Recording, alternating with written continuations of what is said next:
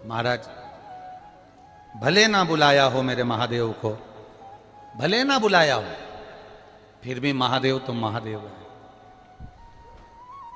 कितना विचित्र काम दक्ष प्रजापति जी ने किया था कि भगवान शंकर आए तो इन्होंने कह दिया, दक्ष प्रजापति की सभा में शिव बैठे हैं और सबने प्रणाम करा पर महादेव उठकर देख नहीं पाए, क्योंकि कुछ हो जाता है, कहीं कहीं व्यक्ति अपनी मस्ती में बैठा रहता है, नहीं देख पाया। कहीं व्यक्ति अपनी मस्ती में बैठा है, नहीं देख रहा।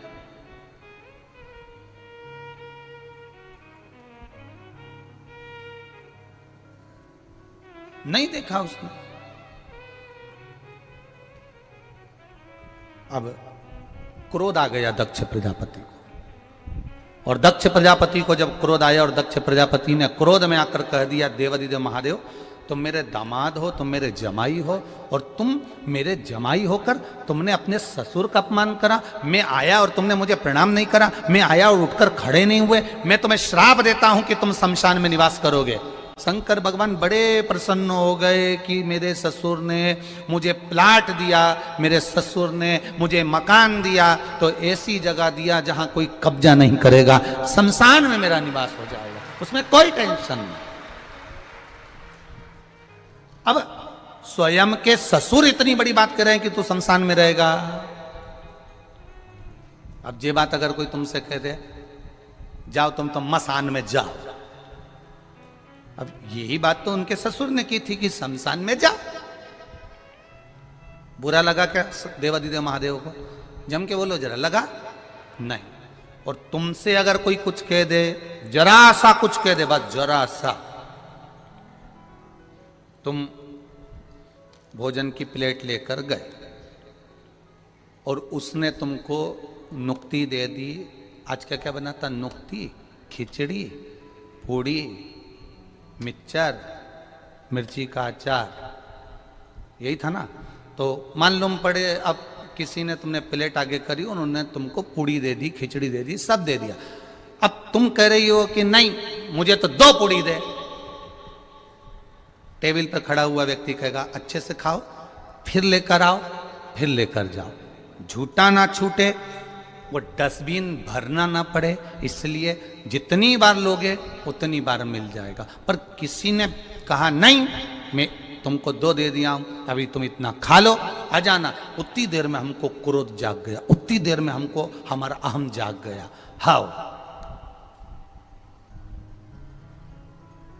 खिलाने वाला खिला रहा है, बनाने वाला बना रहा है, और ये अच्छे से परोस भी नहीं सकते। अब तुम्हारे भीतर ये भाव जाग गया, परंतु अन्न भाग हमारे हाथ में है, भोजन भाग हमारे हाथ में, भोजन भाग, और ये भोजन भाग हमारे हाथ में है और हम भोजन ग्रहण कर रहे हैं। उस समय पर हमें क्रोध का त्याग कर कर चलना चाहिए। जिससे हम भोजन ले रहे हैं, हमको ये मानना चाहिए कि ये स्वयं महादेव की अन्नपूर्णा हमको प्रदान कर रही है और ये अमृत के तुल्य दे रही है। और उस साइड के जितने बेल्ट से लोग आए हुए हैं, जम्मू आदि तक के,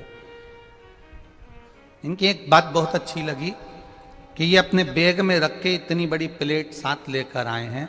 खुद की प्लेट लेना, खुद पाना, खुद आनंद से धो लेना और खुद ले जाके रख देना, कोई चिंता नहीं, कोई टेंशन नहीं। बहुत, इसको कहते हैं सत्संग का एक आनंद, सत्संग का एक रूप। और सेवा में भी तत्परता रख रहे हो, और ऐसा नहीं कि सेवा में कोई तत्पर नहीं। सारे जितने जगह से आप लोग आए, यहां पूरा भारत की भूमि का ऐसा कोई प्रदेश नहीं है जिस प्रदेश का व्यक्ति यहां नहीं है, सब प्रदेश का व्यक्ति है। ऐसा कोई प्रदेश नहीं जिस प्रदेश का व्यक्ति यहां नहीं है, सब प्रदेश का। और एक व्यक्ति सेवा नहीं कर रहा ऐसा नहीं, सबने सेवा करी, सुचारू रूप से करी, सबने सेवा करी। महाराज,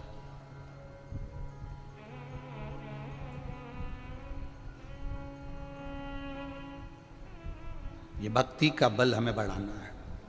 क्रोध, अहम, आसक्ति, तृष्णा, वासना, इनसे परे होते जाना है। जिसके नेत्रों में लोभ होता है उसको सब लोभी नजर आते हैं, जिसके नेत्रों में काम होता है उसको कामी नजर आते हैं, जिसके नेत्रों में कुछ कपट होता है उसको हर व्यक्ति कपटी नजर आता है, जिसके नेत्रों में बेईमानी भरी होती है उसको सामने वाला व्यक्ति प्रत्येक बेईमान नजर आता है, जिसके भीतर स्वयं प्रपंच ढोंग भरा होता है उसको हर व्यक्ति ढोंगी और प्रपंची नजर आता है। उसके भीतर साहूकरपन होगा तो साहूकर दिखेगा, विद्वत्ता होगी तो विद्वत्ता दिखेगा। उसके नेत्रों के अनुसार सामने वाले व्यक्ति की दृष्टि होती है कि ये दिख कैसा रहा है, जैसा वो भीतर से होगा वैसा उसको सम्मुख में नजर आए। एक बड़ा सुंदर प्रसंग यहां पर आता है भगवान शिव की कथा में। औरव ऋषि की बेटी थी शमी और धौम्य ऋषि के पुत्र थे मंदार। मंदार आंकड़ा पुष्प, शमी औरव ऋषि की बेटी। जब बड़ी होती चली गई तो वो औरव ऋषि की बेटी शमी ने जीवन में कुछ किया ना किया, पर एक काम औरव ऋषि की बेटी शमी करती रही कि भरण पोषण में अग्रणी रही। कोई भूखा मिल गया औरव ऋषि की बेटी ने अपना भोजन तक दे दिया। ये बेटी पहले अपने लिए अलग से निकाल के धर देती है।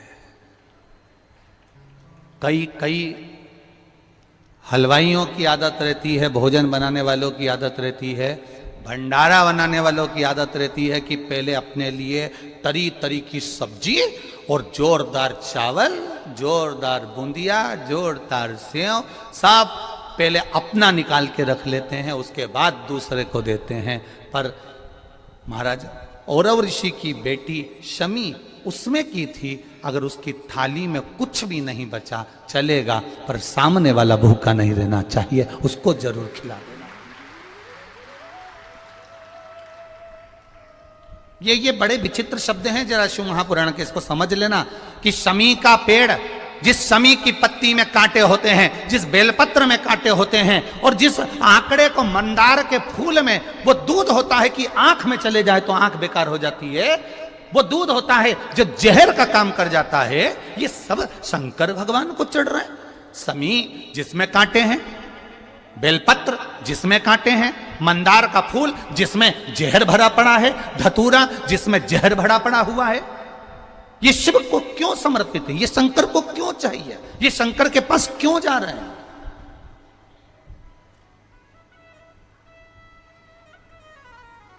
क्यों? उसका एक कारण है, सत्य बोलने वाला हमेशा बुरा होता है, हमेशा बुरा होता है।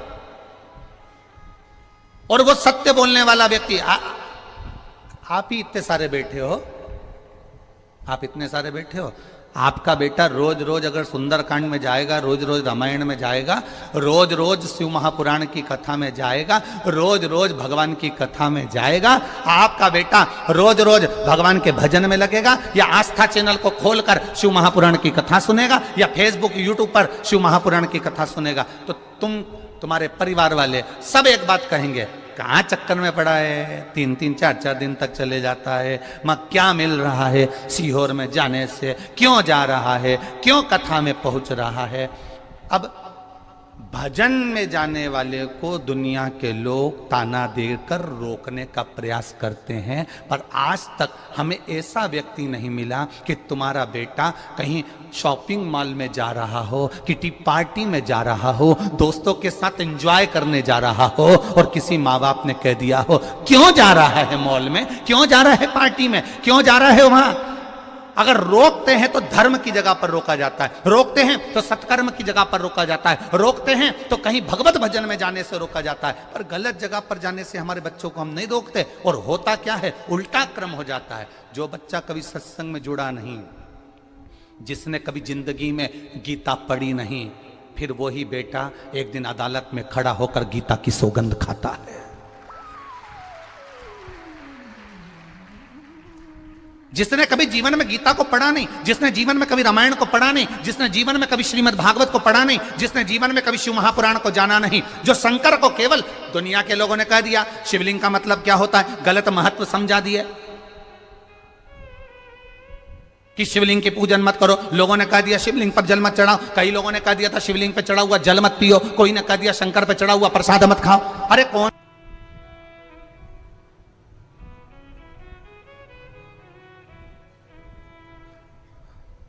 गुड़ खाते हैं और गुलगुले से परहेज करते हैं। गुड़ खा रहे हैं, हम प्याज नहीं खाते, हम प्याज को छोड़े हुए 20 साल हो गए। हम लहसुन नहीं खाते, लहसुन छोड़े हमें 50 साल हो गए। पर दूसरे का पड़ा हुआ मोबाइल, पैसा, घड़ी या दूसरे का धन मिल जाए तो 5 मिनट में निपटा जाते हैं। गुड़ खाएं और गुलगुले से परहेज कर रहे हो। प्याज नहीं खाते और 5,000 रुपए किसी को दे दिया और उसका थोड़ा सा ब्याज लेकर खा गए। प्याज नहीं खाते हो, दूसरे का धन मिल गया खा गए, दूसरे का वैभव मिल गया खा गए। ये श्रेष्ठता हमारी शिव पुराण नहीं सिखाती है।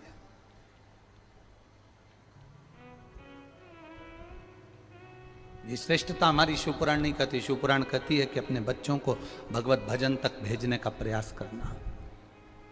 जिस माता पिता के बच्चे 1 लोटा जल चढ़ाने के लिए शंकर के मंदिर का दरवाजा पकड़े हैं, उस घर के बच्चे कभी अपने माँ बाप को वृद्धाश्रम का दरवाजा नहीं दिखाते हैं। उस घर के बच्चे कभी अपने माता पिता को वृद्धाश्रम का दरवाजा नहीं दिखाएंगे।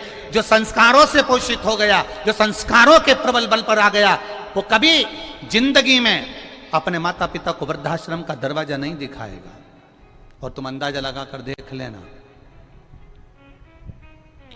यहां पर बैठे हुए ये जो 14, 15, 16 जजमान बैठे हैं, ये कोई कम नहीं है। किसी का हीरे का काम है तो किसी का सोने का काम है, तो किसी की चांदी के पायल बनाने की, तो किसी के चांदी के बर्तन बनाने की फैक्ट्रियां तक डली हुई हैं। ऐसे जजमान हमारे बीच में बैठे हैं। और केवल यजमान नहीं, इस पूरे 5 पंडाल 6 पंडाल में और पूरे 2 यहां घूम कर देखना जितने लोग यहां बैठे हुए हैं, इनको जरा विचार तो करो, जरा विचार करिएगा, इनसे बात करिएगा तो इनका व्यवहार में आपको मालूम पड़ेगा। किसी की 5 दुकानें, किसी की 7 दुकानें, किसी की इतनी प्रॉपर्टी है, कोई फैक्ट्रियों का मालिक है, कोई कुछ है, फिर भी वो शंकर के चरणों में केवल दरी डालकर और एक कम्बल ओढ़कर पड़ा है और श्री शिवाय नमस्तुभ्यम बज रहा है।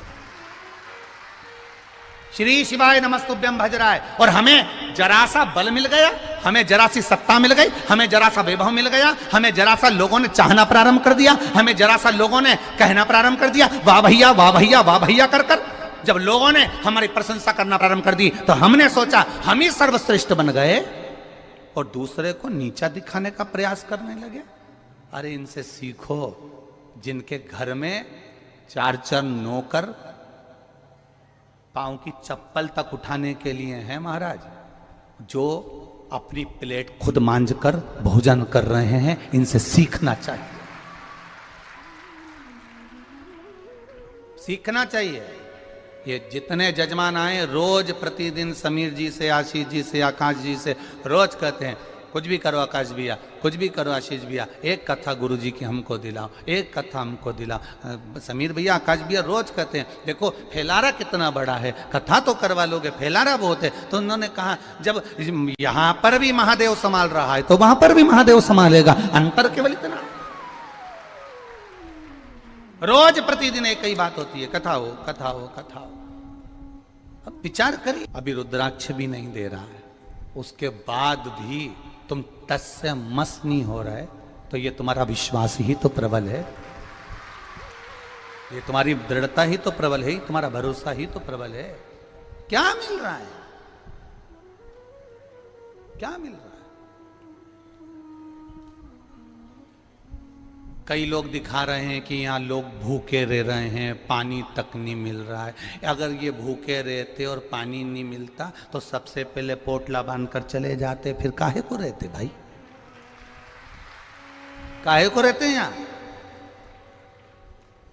विचार करिए, जरा सोचिए, गहन चिंतन करना।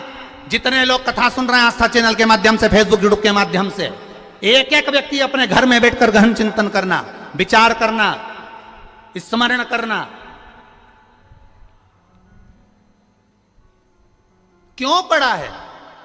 ये सियोर वाले महाराज के भरोसे पर या उनके कहने पर नहीं पड़ा है, ये कुबेर भंडारी के कहने पर और महाकाल राजा के कहने पर शंकर कंकर की भूमि पर पड़ा है।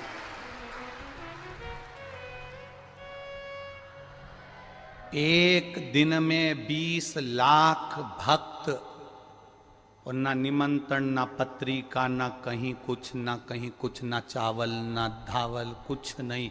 और एक साथ 20 लाख भक्त एक साथ पहुंच जाएं तो ये शिव की कृपा के सिवा कुछ नहीं हो सकता। कुछ नहीं हो सकता इसके सिवा, कोई साधन नहीं है। और सबसे बड़ी प्रसन्नता होना चाहिए सनातनियों को, सबसे बड़ी प्रसन्नता होना चाहिए कि एक शिव महापुराण की कथा, जब एक शिव महापुराण की कथा एक जगह पर 20 लाख सनातनियों को इकट्ठा कर सकती है तो यह भारत की भूमि भी सनातनियों से भरी पड़ी हुई है। यह भारत की भूमि भी सनातन धर्म से भरी पड़ी हुई है।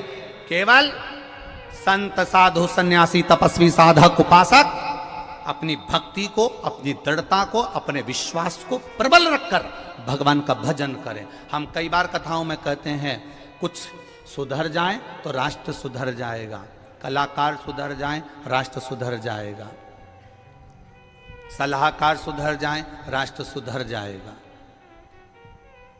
कथाकार सुधर जाएं तो राष्ट्र सुधर जाएगा। अहमता को दूर पटको, अहंकार को दूर पटको, अपनी अभिमत्ता को दूर पटको। और जब अभिमत्ता को हमने दूर पटक दिया तो आप सुधरे हो। दुनिया आपको अच्छे समझे ना समझे, आप अपने आप में अच्छा समझिए, आपकी दृष्टि श्रेष्ठ रखिए। काला चश्मा लगाओगे तो काला दिखेगा, नीला लगाओगे नीला दिखेगा, पीला लगाओगे पीला दिखेगा, जैसा लगाया वैसा दिखोगे। आप कैसे हो, सामने वाला व्यक्ति वैसा दिखता है। अपन एक उंगली किसी पर उठाते हैं तो ये 3 उंगली अपनी ओर जाती है। ए भाऊ, अपने आप को खुद को देख कि तू कैसा है। ये 3 उंगली कह रही है, अपन ने तो एक उठाई उस पर, ये एक उंगली उस पर उठाई है, पर ये 3 अपनी ओर जाकर करिए कि तुम अपने आप में झांक कर देखो कि आप कैसे हो। सहजता नहीं है शिव पुराण को समझना, सहजता नहीं है मेरे महादेव को समझना। किसी देवता को इतने अपशब्द नहीं कहे गए, किसी देवता को इतनी गाली नहीं दी गई जितनी मेरे महादेव को